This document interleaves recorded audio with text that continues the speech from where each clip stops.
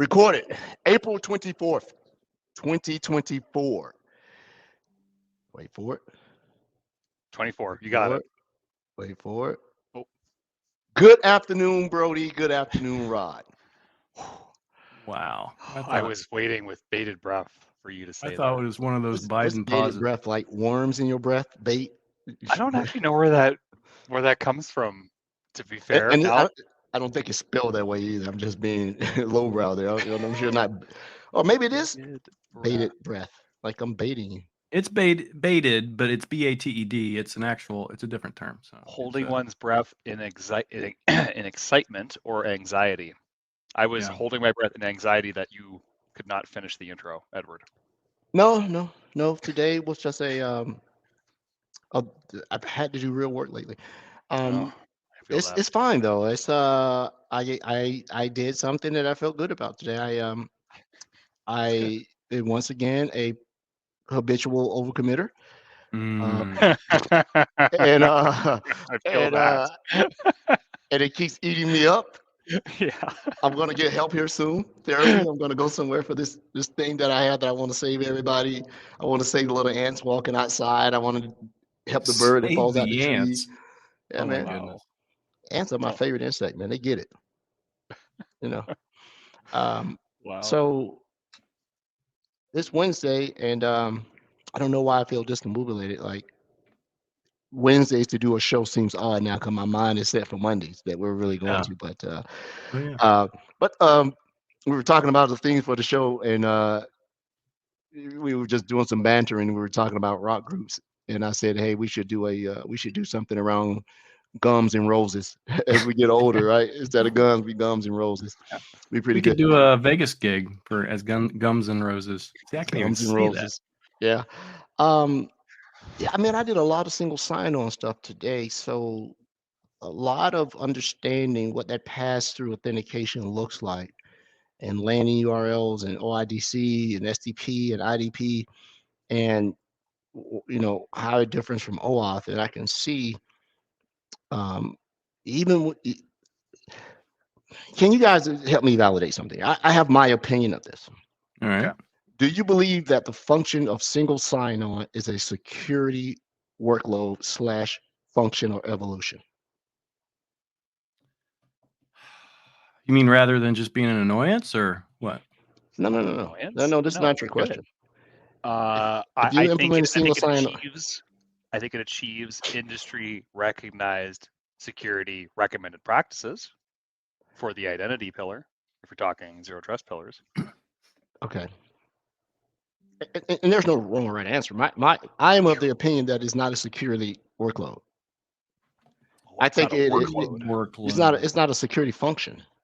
Conditional access, I would say, is a security function. Yeah. But single sign-on is not essentially the same thing. No, not really. No, it's not. It's like a unified identity that you're using for everything. But then you set up conditional access to ensure that it. Yes. But even then, Brody, and you're the identity heavy on the team, I would beg to differ that it's not a uniform identity. You're not unifying the identity. You're taking the credentials that have been validated in one point and saying, I will pass it through because you have satisfied whatever other mechanism that you had, and I trust the authentication origin of that identity that you started, and I'll pass it through for you.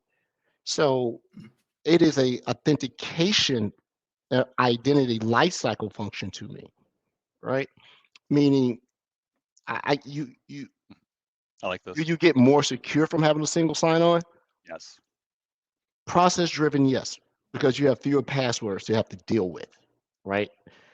And you have the antibiotic, initiative, meaning that the more you use a password, the more likely it is to be exposed. Like the more you use an antibiotic, the less effective it is. So it's all the reverse thing. We talked about this like a couple of years ago on the show, but there's no right or wrong. Some people say, yeah, it is a security mechanism. I'm reducing the overhead of maintaining passwords and all this other stuff. But when I was helping a customer put this in, at the very end of it, it says, you should now integrate this with Microsoft Defender for Cloud Apps to prevent your single sign-on authentication process from being hijacked. and session control stuff. I'm like, really? I won't say what product I helped get it up with because Is this literally just a reason to talk about Defender for Cloud Apps? Defender for Cloud, that rocks, man. That's fine. MCAS all day. I think I'm gonna get me a tattoo. MCAS, baby. Elwood is right about the game. That's right, Victor. Don't hate the game, hate the player. No, I'm just kidding. Man, that's it. Good day. I had to put some clothes on because I had to do this. Hey, big shout out to Ray at Microsoft, Ray Wolford. Been on the show when we had Women in Cyber Month. She's the reason I had to take a shower and put a clean shirt on today because Mud wrestling? Alligator wrestling today, actually. Because today I had to once again present. I got to flip my mind off Teams. Share screen. 2 monitors. Which one do I want to share? Window that. So on the Defender Expert connection today, let me go to slideshow. You'll get it from beginning. I got to present on the Defender Expert Customer Connection Program, and today it was pretty good. People liked it. You know, I gave a different spin about it. You know, you can see that I promoted the show. That was much more robust, but I took out the personal stuff so we could share it to the audience. Very good audience of the customers that are consuming Defender Experts and Defender Experts Hunting and XDR. And talked about a few things here, how I learn, triage learning. You know, I read something, it's fundamental. I do what I read, I lab it up as possible in a way that I maintain or, you know, and make what I've labbed up or read sticky. I do it by peer sharing, either the podcast, the event, things that I read, but I told them that that list is pretty dynamic. What I read today is not what I read tomorrow. And the GitHub detection repos. Talked about Keijo on here. I got Rod on here and I got Morton. Things that I like seeing what other people are doing that keeps me sharp. And the rest of what I was talking about is hunters gonna hunt, looking for those that live off the land, i.e. PowerShell and WMI, how to detect those, and basically like, hey, you got to help your hunters out. You got to give them some logs. You got to give them something to build long tail and deal detection lines and evidence of execution. You can't just allow them to hunt because, you know, more and more of these actors have known how to evade or not even put these kits down. Why would I put Cobalt Strike on your machine? Why would I put Mimikatz? Why would I put, you know, C2 Silver, which is an open source version of Cobalt Strike? Because you're looking for that. You're rather looking at what I'm doing with PowerShell and WMI or WMI consumers, and then what logs you need to get. So this is blowing me up because I got to pin on the knowledge for all that effort I put into the forensic exam, and they came right back. So now I'm going to do another 2-part. I'm going to do malware analysis, and I'm going to do injection detection. Injection. What's your detection? Right in PowerShell and KKL query. Is that the first? Is that our first Gum and Roses hit? I couldn't carry a note with 4 hands. Here you go. Not only are you Gums and Roses and the on fire from a spillover knowledge standpoint of offensive security, which you're clearly using to hydrate your professional career and advertise on this podcast, but you're also coming up with an excellent jingle. Little did our guests know that they had to come on with a jingle tonight. So they know. So yeah, you got time. Oh, that's all I did. So I don't want to hijack this. Brody, what did you break this week? You're on fire, man. You got me going today. Yeah. Tomorrow. How can you top that? How can you top that? I know. It's like, I don't know. I just do my job now. Tomorrow, I've been tasked with this customer I'm working with to develop a strategy and a framework for, modernizing their entire information protection and data governance aspect of their company, right? Everything. And I've been working on that for a few weeks now, talking with like key people and gathering intel and taking lots of notes. And tomorrow is the presentation where we're going to be like, okay, here's what we recommend. Here's what we want you to do. Are you good? Then let's do it. And it's been like a nice build up, a big build up to this moment, right? And so I got the presentation done earlier than expected today. I totally thought I would be multitasking on this call doing the presentation, but no, I finished early, got to go for a larger walk. And Allie, who you both know, I don't know if you remember, but she joined me while I was in Redmond. Yes. She joined. Prom night. Yeah, she's going to work with me on this because I'll be taking paternity leave in like a month from now, and so I'm basically like getting everything going, and we're working together, and then she's going to like hold down the fort while I'm gone, and then when I get back, if they're still a customer of ours, then we're doing a good job. So I'm looking forward to it. There's a lot of really good opportunity here in this area. And it's cool. It's cool. I've had a lot of interesting twists and turns with customers and engagements lately, where there's like there's a lot of thinking on your feet and a lot of like every day is a different adventure. But this has been nice to actually sit down and plan and build something and build it up to the point where we're ready. And now we want to like execute this multi-month engagement with them. And so I'm looking forward to getting tomorrow done and hopefully getting buy-in to get going. So that's kind of my main thing. Yeah. Oh, that's awesome. Well, since you will be off for leave, maybe your colleague would like to be the new Brody until you get back. I could ask That would her. be awesome. She's on the East Coast, so I'll see. I'm if on she's East around. Coast, so yeah. I know you're on the East Coast. Yeah, but I You're think not on the East I'll Coast, find out if Rob. that works for her. Well, I'm considered East Coast because of the time zone, but I'm okay. Yeah, where you are, it's not the East Coast. It's probably snowing. It's 53 today. 53 is not bad. There's my wife calling. Oh, you're in trouble. No, I have a story to tell about my wife. Okay. Yeah, I do. So I have a story. I have a couple things I want to share. Then I have a story before we get to our guest, but I think you'll absolutely appreciate this story. Yeah. First off, some things that I've been working on. I've been so embroiled in just things lately. So here's all the Copilot for security plugins that I've created over the course of the past few days, which you can grab these all on my GitHub Copilot. In my GitHub, the Copilot for security GitHub repository. But I have another one that I've been working on, a couple other ones that should be interesting. Sridhar and I are working on one in particular I think would be of interest as well. But there are a lot of these. So tell if somebody has updated the SCUs, if you scaled up or scaled down. Looking for IP addresses in the geo location ranges, right? Instead of instead of using some third-party threat intelligence, just figure out where that IP address comes from. Suspicious incidents, that's not that cool, but Sentinel table sizes and costs, right? So you can say, hey, instead of going to a workbook in Sentinel, just go to Copilot for security and say, hey, what's my largest table? How much is it costing me? And it will give you that info. If you want to know if any of your tables are not ingesting data, just ask Copilot for security. Hey, are any of my Sentinel tables have they stopped ingesting data for whatever reason? So I can go check them out. And then, of course, the trusted users list. But I have a few other ones that are on their way. Let me share something else. And then I'll tell my cute little story. Totally. I talked about this last week.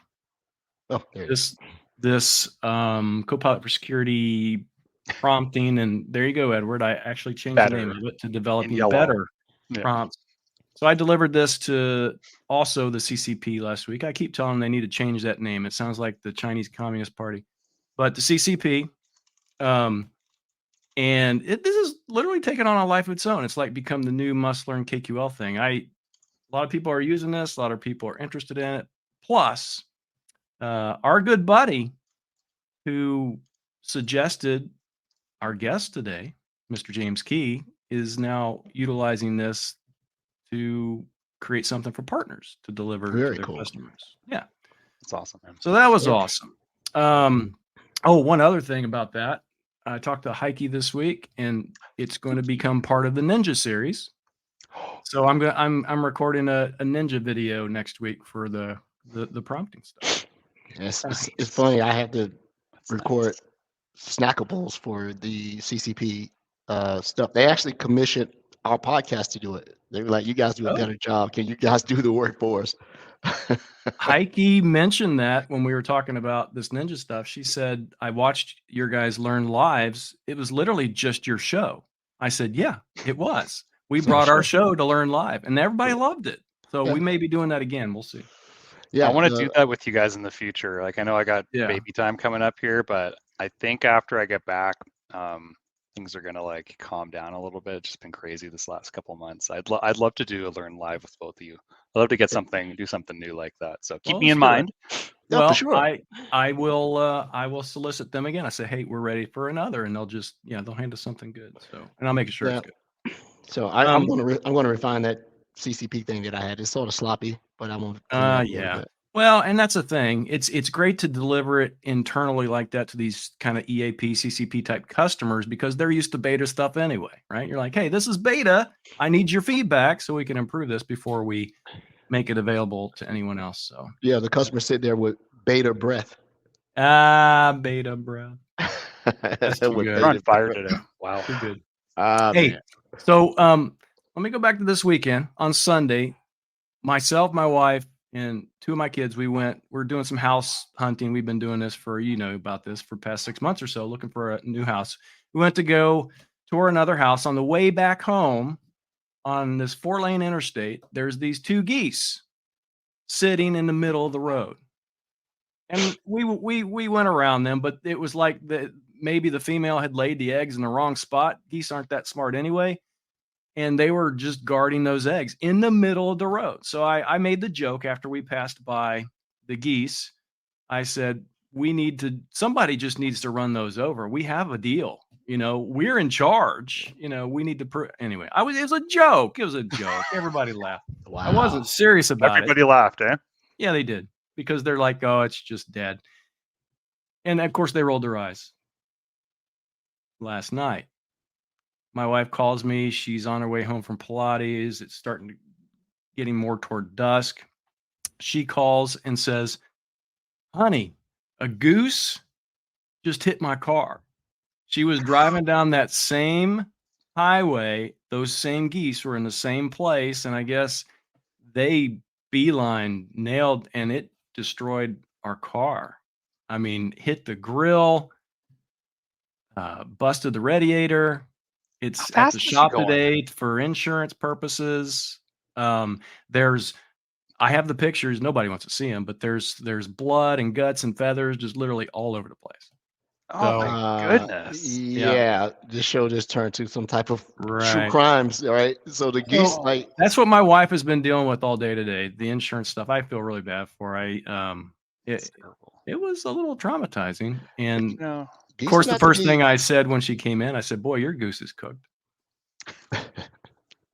Wow, it is dad joke episode here today. Yeah, it is. Dad joke. But geese are vicious, man. I was stationed on a base where it was like a nature reserve, and you won't know that they have goslings anywhere around, and one of them would nail you, and they'll they're mean. and they're they're not little chickens, man. They get to hitting you with their wings, right? Canadian geese. We send them down for migration to pick on Americans. To pick on Americans. Yeah, they're tasty around November when they come in. It's the Canadian Army. The Canadian Army. It is the Canadian Army and the Canadian Army. That's awesome. Yeah. But hey, we do have a guest as we continue the theme of Partner Month. This partner was recommended by the program manager at Microsoft, James Key. Big shout out to you, James. But I have a good relationship with this particular partner. We have history. We'll let that history sort of maturate as we and reveal this episode as we get going. But this gentleman that resides at Forsyte IT, I do not know personally. I did reach out to them and we got back. But sir, can you introduce yourself, the company you work for, and tell us everything about Forsyte IT? Sure, I'll do my best. I'll start with the company and then go into my role right afterwards. So Forsyte is a Microsoft partner. We've been around for about a decade, founded by a Microsoft alum, Chris Irwin, and actually founded by Chuck McBride, who was a longtime CTO, CIO in the Richmond, Virginia area.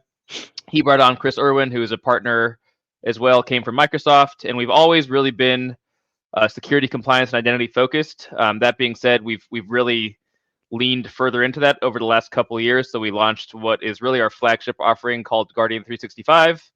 about 3 years ago, and that is a 24/7 managed security service.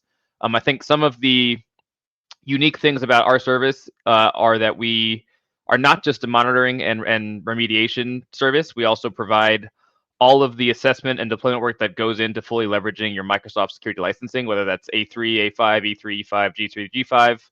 All those services and the maintenance of that stack are included as part of our service.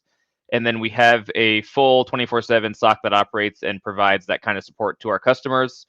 Over the years, we've really sort of honed in on security. We used to do a lot of cloud migration work, a lot of AVD, a lot of Active Directory work, all those things. And we still do a little bit of each of those things, but really our primary focus today is Guardian 365 managed security services through and through. And we have a lot of great customers in EDU, SLG, nonprofit, commercial, but really our primary focus is the education market. And then my role here is officially Chief Services Officer. Really, in reality, I manage the technical team, and that is our SOC analysts, SOC engineers, PMs, and a couple other technical folks that kind of help us keep those operations going smoothly. Very good. Hello, Chris. Hope you're watching the show. We're friends. I hope he is too. I think he might be traveling, but I'm sure he'll listen to it at some point. Yeah. Yeah, Chris is a very good dude. I met him when I was on the partner side, and we worked together on some things, man. And I'm so happy that Forsyte was his brainchild and got going with it, man. And I was sort of there at the very inception of it. Unfortunately, I couldn't hang around. And then by virtue of I think I introduced Chris to Chuck. And for those who don't know, Chris Irwin, former Microsoft guy, is one of the heaviest, identity persons out there, especially around film and MIM. And we had a film project he was working on. I was like, I know a dude. Plus, Chris is the biggest buff IT guy you want to know, man. He was powerlifting at the time, right? And he still does quite a bit of that. He does, yeah. Really not the kind of guy you want to get into a confrontation with. Absolutely, you do not want to. You want to walk away and take the high road. You want to do that if you mess with Chris. Chris is a really good dude, man. So it's been a while since I talked to them. That's shame on me. They've been around. Shame on you. So you guys are in the foray of providing outstanding Microsoft security services. I've watched you guys come through the whole thing. I know you're PDM over at Microsoft. They say you guys do good work. It didn't surprise me that when I saw the early adopters or early participants for partners on the Copilot for security, you're not as large as some of the other partners, but it ain't the size of the dog. Yeah, right? We're working on that too. We're getting there. You're getting there. Yeah. It's slow and steady wins the race. Exactly. And Chuck can he can relate to that. He's a marathoner. Well, him and I used to run marathons together. We not so much anymore. I think maybe a half marathon. Well. Yep. Oh, you are too. Yeah. Oh, great. Yep. Actually, that's how Chuck and I met. Actually, was back in 2014. I started running with his group in Richmond. Okay. Yeah. Some of my guys with my foundation ran with him. Chuck, you still can't beat me. Put it out there. Just go ahead and put it. You still can't beat me. Yeah. So the theme of this is partner month, but the sub theme and the interest is and the focus is this thing that everybody keeps talking about, which is this Copilot for security. So, one thing I can tell you about Chris, he's not a time waster.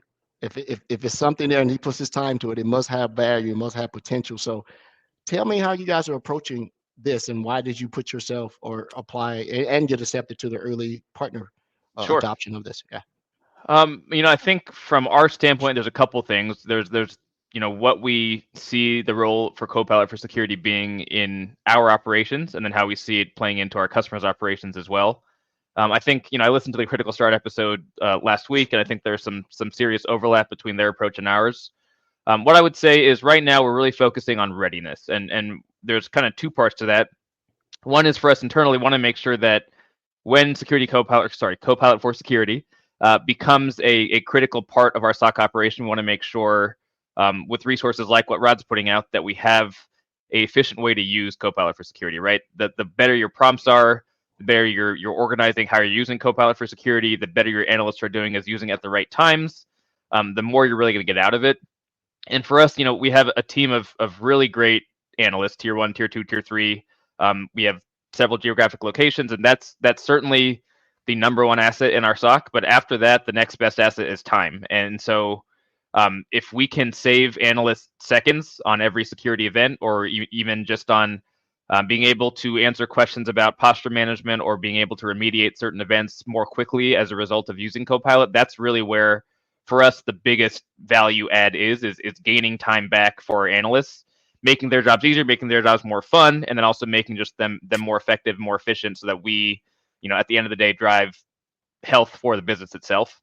Mm-hmm. And then on the customer side of things, we're doing a lot around getting some offerings ready for Copilot readiness. And so those are all the security controls, compliance controls that really need to be in place before you start turning on AI, generative AI tools that are going to be having access to all that data.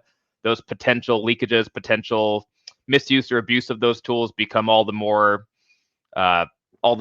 threatening. And so we're really focusing on making sure that before we do anything with our customers, we have all of that in place and have them understanding what the potential risks are and how to mitigate those risks before turning anything on. And then I think, the last thing here, I think the underlying question is, how are we going to include it in our service offering? And I think that's where there's still a lot to be determined. I know we talked about it last month, the SDU model and the variability that customers have to kind of stomach if they're going to use Copilot for security and the services that we're offering. We're still trying to figure out how to contend with that. And I think we're also looking to Microsoft to sort of help us along that road and figure out if there's going to be a way to, pool SCUs that we can pull from first before we go to the customer subscription, or what the other options might be. That's kind of where we're at right now with the overall offering and the implementation of it.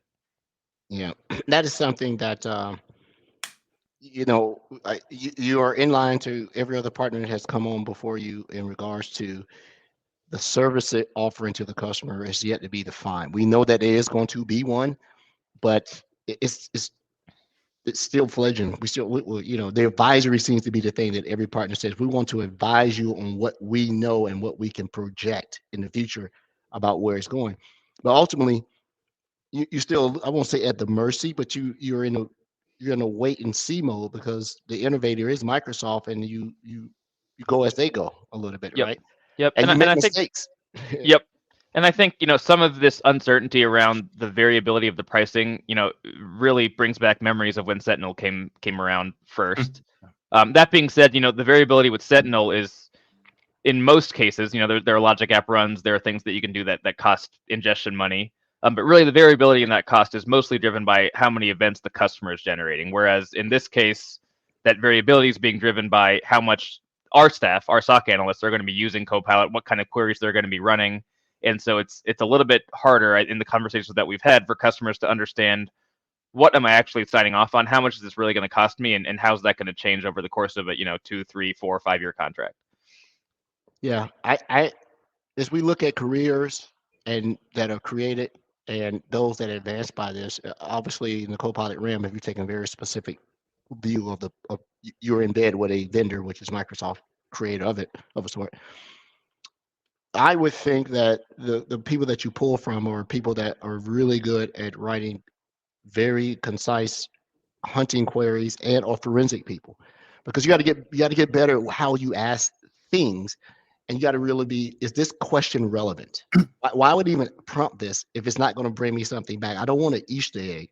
If I got enough data from the platform, whether it's the home, if it's Guardian 365 and or just the XDR that's inherent to the platform, it's already told me a subset of information. We have to get better at taking what is there, boiling it down, and then using that to make a better prompt, right? Don't ask something that's already told you. That's just my opinion. I think a piece of that, and I think what we tend to forget, and I think the way a lot of these plugins, and maybe even the AI stack in some cases, are being developed, it's still being developed with a search engine mentality, where you want to stick in 3 or 4 words and expect the best and hope for the best. Generative AI gives language back to us. We actually can ask real questions with real context, and then the better we are at going back to like those in-person conversations, the better those responses will be, and the better the results. We won't have to spend as much time. So that one prompt will probably, or it should, based on the promise, get us exactly what we want the first time. Yep, and oftentimes the better you write the prompt, the less it's going to cost too, because you're not having the model go through and look at every single device in your organization first. Yeah, every harebrained idea I have around, we're still talking prompts and how to do that, but that is just the top layer to try to resolve something on the backside that has to be addressed, which is the consumption of the SCU, right? So the better prompts prevents the burn of this particular thing, but if the backside gets, I won't say resolved, because I don't believe that the pricing model is a problem. There's nothing wrong with the pricing model. The pricing model is that you have nothing to compare it to, so don't say it's wrong. It is absolutely right for what it's doing, right? But the approach that those who consume Sentinel may help them, because it went from reducing logs to reduce costs to rationalizing the logs to say what is really needed. What do I need to do my job? So when you take that approach, I believe, and I'm not as heavy into the Copilot as Rod, I soon will be, but by necessity, you'll learn it. And then I'm doing some auxiliary things that are going to probably make me a better prompter, right? And seeing that stuff. But I'm really not looking at that as much as what I want to put my technical chops in. I want to write great plugins, right? I really want to be able to do that and see how that works. So let's ask the question. To be fair, we asked the other partners. Rob has been on your website. Have you guys put anything about Copilot for security on your website as an offering yet? Not as of yet, and I think my answer to why is pretty much identical to what Critical Start told you, which is until we have an exact idea of what that's going to look like and can stand behind a message to our customers, we're sort of playing the readiness game, right? We are having conversations with customers about it. We're trying to get them ready for what we know is going to come, but until we know what form factor that Security Copilot flavor is going to come in, we're kind of keeping that more on the conversational side. Yeah, I think some customers I talked to about it have some ideas that are really great if you're in the engineering and innovation and creation aspect of it. They were looking at Copilot as a forensics tool, like something bad has happened. Let's go back, but you can't. There's no historical data because you didn't turn it on. And so if you don't have it, then you gotta give it a base, which is sort of around the presentation I gave today. Hunters can hunt, but gatherers still got to gather. You got to give me something, give me some footprints, give me some scat, give me some fur samples, something, right? That say to identify what this creature is that I'm hunting. Yep, And pick up the trail. Yeah. Yeah. You got to pick up the trail. I'll ask this question that I asked Critical Start. No, don't want to take your shine away. This is about Forsyte. While you're doing all this, how are you still innovating with your other products? Because they're really good. You guys are really good in education space, right? You're really trusted there. Yep, People that know is your that name. is where the majority of our customers are. Yeah, like I said, we do have some really good relationships in SLG, government, nonprofit, commercial, but really our shining star is the education industry for sure. Yeah, and your names come up every time I talk to education. That's good. Chris Urton comes to Atlanta. You guys have customers here in Atlanta, big time. And his name pops some of up. our biggest customers are right down there. Yeah. Yeah. I would say, in terms of innovation in our security services, really the analyst is king. And so our goal here is always to, outside of making sure that our deployment services that we use to get customers onboarded to our SOC, we got to make sure that we are staying up to date on all the cutting edge things in Microsoft Defender XDR. So every time a new feature is released, every time, that checkbox appears all of a sudden in Defender for Endpoint, we're keeping up on that and making sure that we're deploying those new features for our customers. But from a SOC perspective, really the analyst is king. And so we're always looking for ways to empower our analysts with more knowledge at their fingertips. And so security, or Copilot for Security, is a big part of that, but also looking at things like correlating events across our own customer base and trying to understand where we can use our own telemetry to try and reduce the time between when an event comes in and when we have a way to know, or we have a identified threat profile that we can go and protect against in all our customers. So things like that, looking at threat intelligence providers, making sure that our monitoring interface that our analysts use is bringing in all the right information. And again, going back to that, time being the most valuable asset, how do we prevent the analyst from having to jump to anywhere else but their primary monitoring screen? That's really the goal, is to make sure they can do everything they need to do in tier 1, especially, all from one place, and then not have to do anything else except for either close the event, escalate it to tier 2, or move to the next event. And so really most of our energy in terms of innovation in the technology stack goes to solving that pretty fundamental problem in the SOC. Yeah. To our listeners, our consumers, and customers, really, really, really take to what he's saying, the analyst is king. That experience cannot be supplanted by a series of index large language models. It has no conscience. It just still wants to please you. If you say 2 plus 2 is 22, you say it enough times, it's going to come back and say 22 because it wants to please you, right? You're building a language model, right? You have to give it context to be able to do it. So as you go along that route, um, I mentioned that you guys are a heavy hitter in education. What do you believe the adoption of Copilot for Security is going to look like? Because the customer has to adopt it. You can't adopt it. They have to adopt it.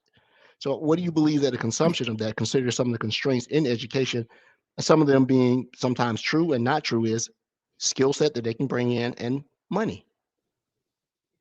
I think it's a tough question to answer today, but I think it's going to take time, and I think generally speaking, because of the constraints that you alluded to, Ed, that education tends to adopt these kinds of products a little bit later, and not because they're running behind, but just because it takes a little while to figure out how to make the economics work in education. Right? It's budgets are constrained, staff is constrained, so it takes a little bit longer for that curve to reach the education market. That being said, going back to what I said earlier about security for Copilot, I always get that wrong. Copilot for security, it is hard. It always trips me up. So going back to the fact that Copilot for security really is, from our standpoint, a way to make our analysts more efficient. That means that as we entrench that model more into our operations, we can find ways to essentially provide our services more efficiently to our customers, and with that in mind, there's some synergy there between the cost of our services and the cost that we're saving by using Copilot for security more efficiently with our analysts. And I think that's really where the magic intersection of those two things is going to be in education, is we can help them save money by making our own analysts more efficient and able to process more events and handle more customers during their shifts. Yeah. I will tell you, I talked to, so Microsoft has this national office thing for EDU. I don't know if you know about this or not. Yep. Yeah, I was on there last week and I did a half-hour demo of Copilot for Security, and they were absolutely interested. Of course, we didn't go down the whole what's an SCU and how much that costs route, but still, I think the interest is there. So are your customers even asking about that, I guess, is the question. They are asking. And I think the question, going back to what we've been talking about this whole time is really how do we control, cap, and monitor what that usage is going to look like, knowing that the users of the product are not going to be typically the customer staff, they're going to be our staff. And so that's kind of where we're at. I think that's sort of the current state of affairs. I think that your last comment and or answer is unique to the way you just said it. You're going to be the consumer in proxy for your customer because of the vertical you're in, which is EDU, and they really trust. When you get an EDU customer, they trust you. You are the expert. We didn't bring you in because we're better than you. We brought you in. The other place that you guys are relatively prominent is in agency, SLG, government, stuff like that. That's all just the same type of conditions you have to work with, right? Yep. There's a lot of similarities there. Yeah. Similarities in that. But Microsoft, and there are people way smaller than the four of us are here at Microsoft who's thought down the road 5-6 years. Frank, who's the co-founder of this podcast, big shout out to you, Frank, said something to me a while ago, and he said, why do you think Slack and why do you think these things still exist? And he said, because they got the mind share first. You get the mind share, then you get the market share. I was Microsoft, agencies, why don't I say agencies? Let's just say education. They're used to getting a discount. They have discounted SKUs to be able to this. This would be a great time to discount this expensive thing and take the loss, because think what you're doing. You're helping a greatly underrepresented in security, industry, and you're building your advocates and those who's work there and maybe get on campus and teach these folks about these things. That's how Google got so prominent in these places with startups. They would give it to them, and the only thing they know is GCP now. So I would discount this heavily, and I know it's a cost that somebody's gonna have to eat it, but help out the EDU, right? Let them adopt it, because think how much telemetry you can get from all that craziness that goes on in that environment. Students are the worst hackers. They're always into something. right? Oh yeah, And I've been there, and I look at yeah. that stuff We've like, oh my we've had God, some interesting events in the SOC perpetrated this, by students over the last couple of years. oh yeah, Yeah, I used to see. yeah, So I bet. I bet. yeah. are you the so how does Chris address this? He's the CTO. He is the He CTO. has a Yeah, big brain. I don't know how he thinks like he used to think, but if he brought this on, does he help you shape the vision and so that you can execute this? Because if you're in charge of all the analysts, I suspect that part of your duties is you got to train these guys. You got to correct. train your Yep, staff. I won't say guys. You got to train your staff. How do yep. you use this to make sure they stay relevant in their skills? Yep. So we have a pretty robust training program that's carried out by, across the whole SOC with a lot of inter training. As far as Chris's role, Chris is really our innovation guy. I mean, he's got, like you said, the big brain. He's always looking at what's coming out, Microsoft or otherwise, security in general, and trying to figure out how we can use. We just started using this platform called MISP to try and correlate events and get some really broad data sets together for where we're seeing activity in our customer environments. And so he's always doing things like that. And then really what we work together is to take the great ideas that he comes up with, operationalize them, and then implement them through SOC training and get that pushed out to all of our analysts. One more thing I wanted to mention that you brought up a second ago, which is the mind share concept in education, especially. That's a big thing that we adhere to as well. So we actually offer a lot of free and or discounted programs for our education customers, with the idea being that we can show our value. We call we have a concept called the POC, the proof of concept. So we'll basically offer essentially 3 months of either very low cost or no cost security managed services to a customer, just to show them, here's what life is like when you have a holistic partner looking at your entire security stack, monitoring you 24/7. See how much easier your life is now. See how much more time you have for your other important IT work. And then really that business case that we can make for a full annual or 3-year contract after that becomes a whole lot more easy to make and a whole lot more rooted in actual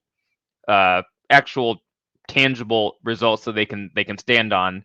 And that's really helped us go again from that mind share to market share transition in education. I love that. If you can get the mind share, I say that all the time. You don't have to be best. Another way you can say that is you don't have to be the best. You have to be first. Yep. Well, you can only be one or the other. You can only be one or the other. That's true. Most of the time, I would agree with that. Yeah, and I mean, I think in education especially, I mean, you look at even 2 years ago, I don't have data on this, but if you were to take a survey of K-12 and higher ed institutions of the country and say, how many of you have 24/7 eyes on glass SOC monitoring? I mean, the answer would have been, I would venture to guess, 0 to 10% probably 2 years ago. And now looking at our market share alone, it's significant. And so in that same way, I think that the cost of Copilot for security right now might be prohibitive for some educational organizations. That tends to shift as the need becomes clearer and clearer, as security moves more and more and more. It really continues to be at the forefront of everybody's mind in IT. I think that perception will also start to shift over time. Yeah, and to those entities that may be listening that either have customers in the EDU, higher learning, and or agency, don't think this is a bad thing. You're letting somebody else go flesh this out before you got to consume this, right? Let them take the headaches, let them take the burn, and then you come back and go. And it also allows you to watch who is going to be a prominent player that you can bring in, because everybody claims they know AI right now. Shout out to anybody from the Microsoft Security MSI Show to come in. We're AI advisors. We'll come speak at your event. Let us know. Shameless plug. We can put it on. But you're a runner. Sometimes you know that the person in front, may not know the person that's in front of you is better than you. He may be sandbagging. So you just run. You get to learn about this person a little bit, and then when to make your move in the last mile or two. I don't know. Rod is an outstanding runner himself. He's a distant runner himself. So you just let the forerunners go out, and you come in and you see, and then you vet out the BSers. You look at those who can bring real value in advisoryship. You have a limited amount of time and dollars on the side of the road. Yes, you don't run down the street and run over a goose, and Hey, if you can outrun a goose, you're pretty good. So yeah, pretty good. So with Forsyte, let's just get away from the Copilot piece for a minute here. Sure. How do you measure success? Is it Is it the growth of the company because you guys are doing it very steadily mindset, or how do you foresee? Hey, we know we are getting better because of this. That's a good question. I think there are a few answers to that question. I think number one, no point sugarcoating it. We're a business, right? So at the end of the day, we got to look at our financial performance and make sure that we're staying healthy there. But that aside, I think that's kind of the given. That aside, I really look at retention. So we have very strong retention Bingo. rates in our SOC and in our engineering teams, and that just means that we're cultivating really talented, really smart people. And at the end of the day, in security, that's what you need, right? You need talented staff. There's a huge cybersecurity skills shortage. We all know about that. And so if you can find a way to avoid falling into that hiring, being behind in your hiring and not having the right skill sets in the right place, that's certainly a big benefit to your company and making sure that you have some staying power. And then keeping your customers happy, right? At the end of the day, if customers don't want to renew our services, we're not going to do very well. And so we got to make sure that at the end of a 3-year or 5-year contract, we've made a good enough impression, provided enough value, and given them the experience that makes them want to come back and sign that contract again and again and again. And so that's those are the things we track: employee satisfaction and retention, customer satisfaction, and renewal rates, and then of course the underlying performance of the company as a whole is obviously critical to making sure that we're heading in a good spot into next year and the year after and the year after that. Yeah, Microsoft's one of those unique company. Not unique. Well, the success of the companies is so heavily tied to the partners because even if a company is big enough to have direct, renewal conversations with a customer, you still need your partners to re-up, right? Because if a partner loses a deal, Microsoft loses a deal. If the partner loses because they're they're bumping the Microsoft security product, when they lose, that oftentimes it's not the partner that loses to another partner who takes over their services. They go to another product, right? And so that is something that I think that Microsoft really has to keep their eye on because we tend to show up when it's time to renew, right? And that's not a good thing. I need to know that. I'll say it. Some customers explained to me that other vendors come to and they do all the bells and whistles. They do this, they do this. They the old school before the pandemic. They wine and dine you. They get the business. They build a trust relationship. Say, hey, I want to meet your parents. How you doing? What's our future? That type of stuff. Yeah. And then Microsoft calls you 2:00 in the morning. You up?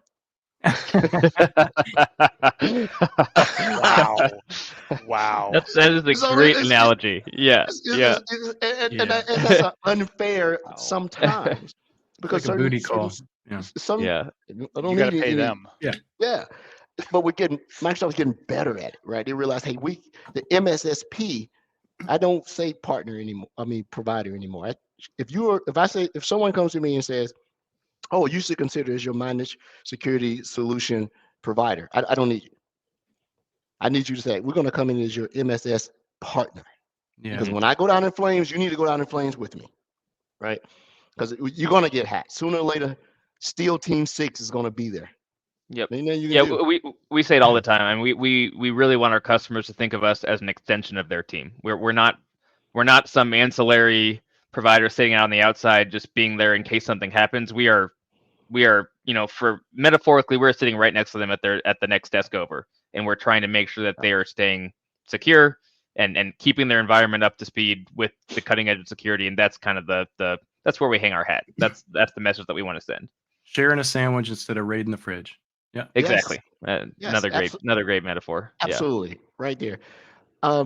I wish all the success for you guys. You guys are doing well in the places that I do see you guys. Or if someone asks, I sort of know where your sweet spot is, and I can say, hey, have you considered these guys, right? And that'll be a good thing to do. Always appreciated. Yeah, for sure. With that, with the Guardian 365 solution that you have. And now that you have the certain things that are being released, like the unified one SOC experience inside the portal, do you guys adjust your offering to sit on top of that overlay a little bit better? How do you go with these innovations that Microsoft makes? Are you able to to pivot fairly quickly and say, oh my God, they made my job so much better by doing this. Now we can do this. Is that a case for you? I think I'd always wish we'd be able to pivot faster, but I think in the grand scheme of things, we have an ability to pivot pretty quickly. We have our SOC sort of broken down into a couple different divisions or arms, so to speak. So we have kind of a testing ground that we use with a smaller set of customers to be able to see how some of these new innovations work. So there's the multi-tenant portal that Microsoft's released recently. There's the unified SOC experience that you just alluded to. And then we've experimented with some internally built tools and some third-party providers, really to understand what our options are for going back to my analyst is king comment earlier, giving those analysts the best possible experience and the most efficient possible experience to perform their day-to-day duties. And so, we really do try, and every time Microsoft releases the new SOC optimization tool, we try and make sure that we do our due diligence and then put it into practice if it applies to our use cases. Yeah, I'll give you some free consulting here because I rarely see it because everybody it's not a measurable value, but I think everything that can be measured doesn't have value, and everything that can't be measured doesn't mean it doesn't. Customer training and enablement.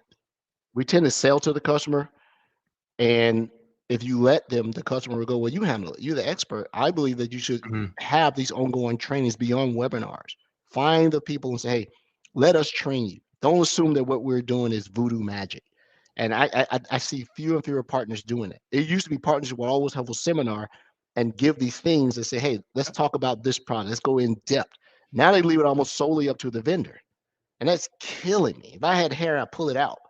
And like that is a untapped thing that I see a lot of partners not doing. And I know cost, pandemic, travel, remote seems to be the thing, but there's a feel good feeling. Think about it. Look at the things outside of what you're offering. Look at how Microsoft Ignite, Microsoft Inspire, Microsoft Build, all these things are coming back. People love being in front of people. They love sitting in the chair. They love the badge. Hey, I went to an event. I love going to these things, right? I think that partners should be more ingrained into the enablement and skilling up their customer. You're not going to lose the customer, I promise you. They're going to go, man, Forsyte's part of the team. They brought us into a local office and they brought us a bunch of sandwiches and coffee and did all these things, and they showed us what's behind the black box. And that means that they stand behind their service, not the product. Right? Well, I think that's an important thing that as Microsoft that we need to do for our partners, because we need to enable our partners to be the experts. We need to step out of the way at just the right moment. So now the customer goes, well, these are the experts that I call, right? Instead of Microsoft, because, I get asked all the time, why Windows blue screens? I don't know.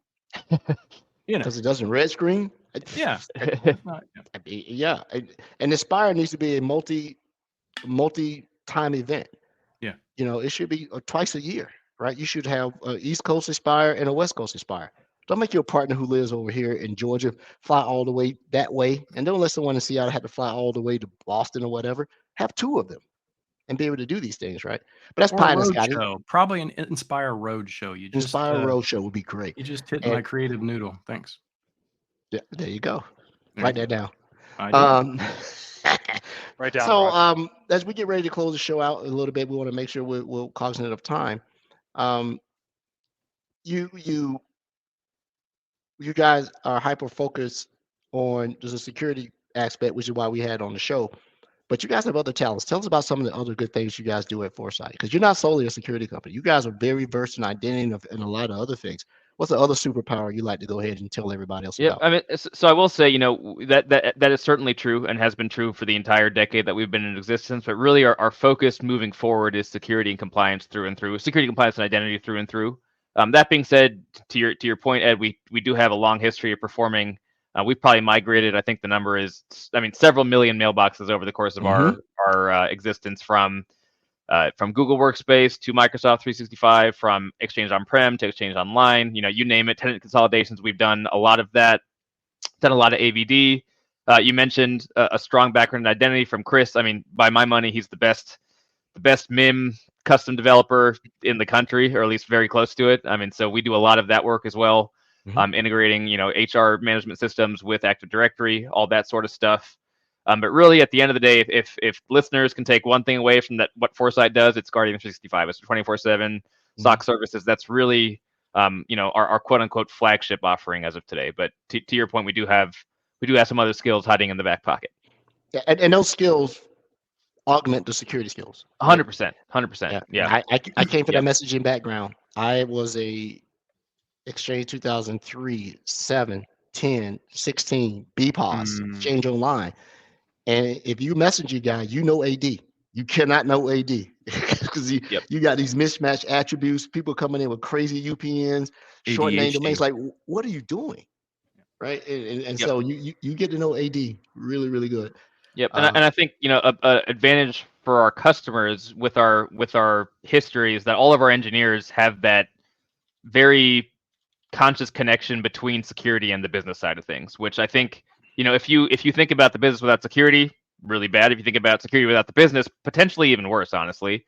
And so we really take care with our engineers that if we're talking about conditional access, you don't have to tell us how it's going to affect the business. We would love you to, but we already have an idea of, what changing a session control is going to do to your users, or what changing a specific setting and anti-phishing policy is going to have impact in terms of mail flow. And so there's really a more seamless connection between how the security tools that we're putting into place are going to impact the business than I think what you may get with some other partners that have a more narrow current focus and a more narrow historical focus as well. Well, I think that also kind of speaks to, and just brief, talked to another partner this week, and they were so excited. It's almost like I think they even had a party that they were selected by Microsoft to be part of this Copilot for Security program, EAP stuff, right? But that really speaks something also to your partnership and your company, because you're a trusted partner. Somebody reached out to you and said, hey, you guys, you need to be part of this, because obviously Microsoft trusts your partnership and trusts your business. Yeah, they're part of MSI, and they do all the right things, and they're definitely there. As we get to the 2 minutes left or 1 minute left, let me ask you two super important questions before you go. This is going to make or break. What is your favorite Defender product? In the Defender, the M365 Defender stack. What's your favorite product? I go back and forth between what I know is yours, Ed, MDCA, MCAS, and I love Defender for Endpoint. And when I say Defender for Endpoint, I mean Defender for Endpoint itself, and then also all the stuff you can do with endpoint protection and Intune that kind of interplays with it. I just find that so interesting. It's so fun to play with, and there's always something new. I love looking at the secure score recommendations every month and seeing what's new in Defender for Endpoint. There's so much there. So I think I waffle between those two depending on the day. Yeah, I waffle between, MDCA and MDI. MDI was, somebody said it. I think it was the CTO from Critical Start, and I love that. I actually, one of the things I wrote down, MDI will save your hash. Yeah, It'll save your hash. That's a bumper sticker, I think, that needs to be made. MDI will save your hash. I think I'm gonna make that and put it on my thing. Second question. Actually, I just had a senior moment. What was the second question I was gonna have? The favorite thing? Something about Guns N' Roses. No, I can't remember. There you go. It must not have been that relevant then. I know. I was thinking about getting my guitar for a jingle before when you guys were talking before the intro. You should have did that. We have nothing to do. I don't think it would have been enjoyable for anybody. Just strum a couple chords and Ed will follow along with some lyrics. Yeah, we'll make some jingles, right? Well, sir, I really appreciate you coming on. This thing's like family talking, right? Especially from that. I have a deep history with Forsyte. I have nothing but the best wishes for you guys to succeed. I'll reach out to Chris and Chuck on my own. I've been a terrible colleague / friend. It's on me to see how they're doing. We all get it. Things get busy, especially in this post-pandemic 24/7 IT world. Yeah, for sure. Yeah, for sure. Any closing remarks you want to say to our listeners, supporters, to your competitors out there? Competitors. I think just to everyone, if you want to have a conversation about security, whether you're education, SLG, commercial, whoever it is, reach out. We're always happy to have a conversation. Maybe it'll turn into a partnership that'll last a long time, or maybe it'll just be a quick little bit of help on a certain product. That's what we're here for. So that's why we exist, and we hope to hear from you soon. And for your competitors, come at me, bro. Bring it on. Bring it on. Yeah, we're the vicious beast gang. I haven't been running as much as I used to, so the putting some weight on certainly happening. Brother, right there with you. I'm trying to get the discipline up to go do something right now, but it's a little late. Yep. Yep. I've got Similar a to red Brody, cup already. I've got some baby time coming up, so I'm not sure how Oh. much running is going to be happening here shortly. Well, You gotta get congrats. you- Is that a you gotta- congrats? then? You got to get you a It is. three-wheeler. Yeah. You got to Awesome. start running with a three-wheeler. Mine's coming in August, so not quite as soon as Brody's, but still imminent. All right. Well, congratulations, sir. Everyone, thanks for coming on to the show. I do believe we have one more partner coming up on Monday, April 29th. As we do that, that will conclude our partner month. We're very happy to have security risk advisors to come on and talk about their security offering. But we still like to say thank you to all the partners that come on. Once again, thank you for coming on and representing Forsyte IT Solutions. Check them out. If you're in education and you're not using them, you're wrong. Don't be wrong, be right. And on that, we'll call it a night. Peace.